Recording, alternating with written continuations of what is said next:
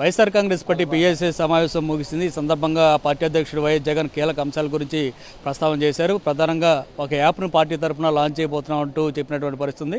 అసలు ఈ యాప్ ఏంటి, ఇది ఏ విధంగా ఉపయోగపడుతుంది ఏంటనేది మొత్తం మాట్లాడడానికి పీఎస్సీ సభ్యుడు మాజీ ఎంపీ మార్గన్ భరత్ ఉన్నారు.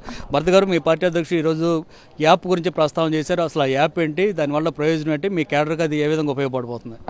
ఇప్పుడు ప్రధానంగా ఈ తెలుగుదేశం పార్టీ రెడ్ బుక్ పెట్టిన తర్వాత ఏదైతే ప్రజలని వైఎస్ఆర్ కాంగ్రెస్ పార్టీ మద్దతుదారులని ఏ రకంగా చిత్రవాదాలు పెడతా ఉన్నారో గడిచిన సంవత్సర కాలం నుంచి చూసాం.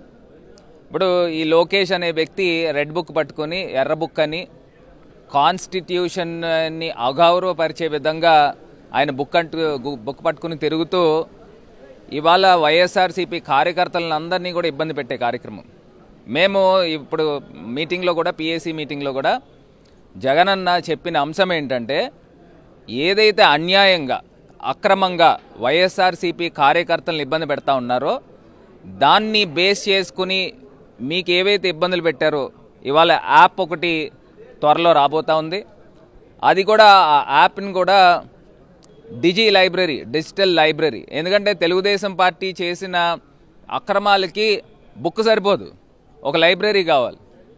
అలా ఒక డిజిటల్ లైబ్రరీ కింద క్రియేట్ చేస్తూ ఆ యాప్ ద్వారా ఎవరైతే ఈ ఇబ్బందులు పడ్డారో దానికి సంబంధించి ఆ యాప్లో ఆయన ఏ ఊరు నుంచి వచ్చాడో, అతని పేరేంటి, అతనికి జరిగిన ఇబ్బంది ఏంటి, ఒకవేళ అది నొక్కుతారు నెక్స్ట్ బటన్కి వెళ్తే ఏదైనా ప్రూఫ్ ఉంటే అందులో ఒక వీడియో ఫుటేజ్ కానీ ఫొటోస్ కానీ ఏదైనా ఉంటే దాంట్లో అప్లోడ్ చేసి ఇవన్నీ కూడా ఏమవుతాయంటే డిజిటల్ లైబ్రరీలోకి వెళ్ళిపోతాయి.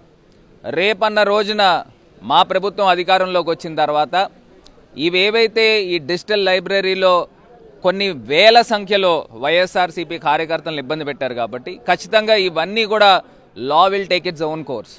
మేము ఎవరిపైనా కక్ష సాధింపులు లేవు.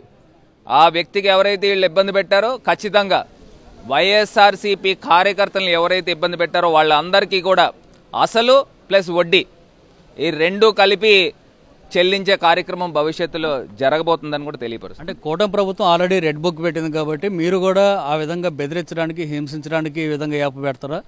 నేను ఒకటి అడుగుతున్నానన్న, ఇప్పుడు రెడ్ బుక్ అనేది డైరెక్ట్గా వాళ్ళు పేర్లు పెట్టేసుకుని ఇక్కడ దర్యాప్తుతో సంబంధం లేకుండా చిత్రవాద పెట్టే కార్యక్రమం. నేను అడుగుతా ఉన్నా, నెల్లూరులో ప్రసన్న కుమార్ రెడ్డి ఆయన ఇంటిని ఏ రకంగా ధ్వంసం చేశారు?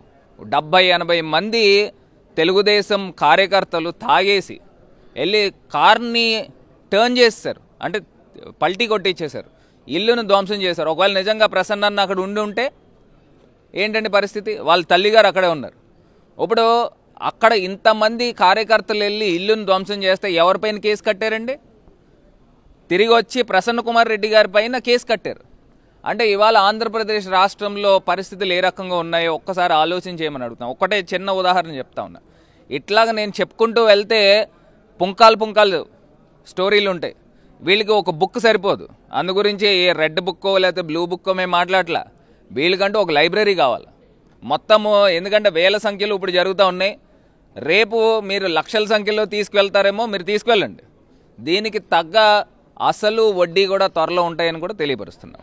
దీంతోపాటు జగన్ పర్యటనకు సంబంధించి ప్రభుత్వం చేస్తున్నటువంటి ఆంక్షల గురించి చర్చ జరిగింది. అట్లాగే మీరంతా కూడా ఆయన పర్యటనకు సంబంధించి ఒక భయాందోళన వ్యక్తం చేశారు. కారణం ఏంటి? ఇప్పుడు ప్రధానంగా ఎక్కడికైనా మీరు జగన్మోహన్ రెడ్డి గారు వెళ్తూ ఉంటే వేల సంఖ్యలో ప్రజలు తండోపతండాలుగా వస్తున్నారు. నేను ఒక్క కార్యకర్తలను చెప్పట్లా, వేల సంఖ్యలో ప్రజలు వస్తూ ఉన్నారు. స్వచ్ఛందంగా బయటకు వచ్చి బిల్డింగ్ మేడపైన అంతా కూడా మీకు కనబడుతూ ఉన్నాయి. మరి ఇంతమంది ప్రజలు వస్తూ ఉంటే వీళ్ళకి అక్కస్సు, కడుపు మంట. ఎక్కడైతే జగనన్న ప్రోగ్రామ్కి వస్తూ ఉన్నారో ఆ ప్రోగ్రామ్కి ఒకవేళ నిజంగా హెలీప్యాడ్లో వస్తే దగ్గరలో ప్రైవేట్ స్థలాలు, గవర్నమెంట్ స్థలాలు ఎలాగో ఇవ్వట్లా, ప్రైవేట్ ఓనర్స్ ఎవరైనా స్థలాలు చాపర్ ల్యాండింగ్ ఇస్తే ఇవ్వనివ్వకుండా కార్యక్రమం చేస్తూ ఉన్నారు. అంటే ఆయన వెళ్ళే ప్రదేశానికి కనీసం ఒక 30-40 కిలోమీటర్ల దూరంలో పెడితే ఆ 30-40 కిలోమీటర్లు ప్రజలు ఎక్కడైనా కనబడకపోతే ఈ రకమైన పల్చన్ చేసే కార్యక్రమం చేస్తున్నారు. ఇప్పుడు ఏదైనా కార్యక్రమం జరిగితే ఒక 5-6 కిలోమీటర్ల లోపల ఎక్కడైనా చాపర్ ల్యాండింగ్ ఉంటుంది. ప్రైవేట్ వ్యక్తులను కూడా ఇచ్చే కార్యక్రమం చేయట్లే. అంటే ఇంతమంది ప్రజలు వస్తూ ఉన్నారు, కడుపు మంట వస్తుంది. మొన్న చంద్రబాబు నాయుడు గారు ఎక్కడో క్యాంపెయిన్ చేస్తూ ఉన్నారు. ఆయన కార్ బయట నుంచుని ఇట్లాగా వి షేప్లో ఇలాగా చూపిస్తూ ఉన్నాడు. అటు చుట్టుపక్కల ఎవరు లేరు, మీడియా వాళ్ళు 10 మంది ఉన్నారు, వాళ్ళకి చూపిస్తూ ఉన్నాడు.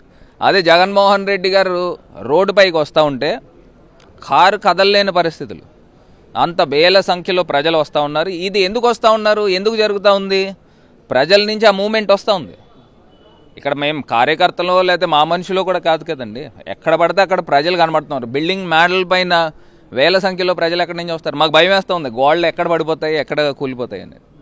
అంతమంది ప్రజలు వస్తూ ఉన్నారు. రేపు నెల్లూరులో కూడా పర్యటన చేయబోతూ ఉన్నారు.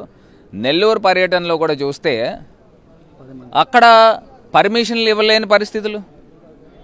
ఇప్పుడు ఎక్కడా కూడా పర్మిషన్లు ఇవ్వట్లే. దాని తర్వాత రాజమండ్రి వస్తారు ఖచ్చితంగా, అక్కడ కూడా చాపర్ ల్యాండింగ్ పర్మిషన్లు ఇవ్వనివ్వకోకుండా ప్రైవేట్ ఓనర్స్ని బెదిరించే కార్యక్రమం. అంటే బంగారుపాలెం వెళ్ళినప్పుడేమో 30 మంది మాత్రమే రావాలన్నారు, ఇప్పుడు నెల్లూరు వెళ్తుంటే 10 మంది మాత్రమే రావాలని చెప్పి ఆంక్షలు పెడుతున్నారు. ఎందుకు ఈ విధంగా ఆంక్షలు పెడుతుంది ప్రభుత్వం? ఇప్పుడు నేను అడుగుతా ఉన్నానండి, గతంలో జగన్మోహన్ రెడ్డి గారు ముఖ్యమంత్రి కింద ఉన్నప్పుడు లోకేష్ పాదయాత్ర చేయగలడా?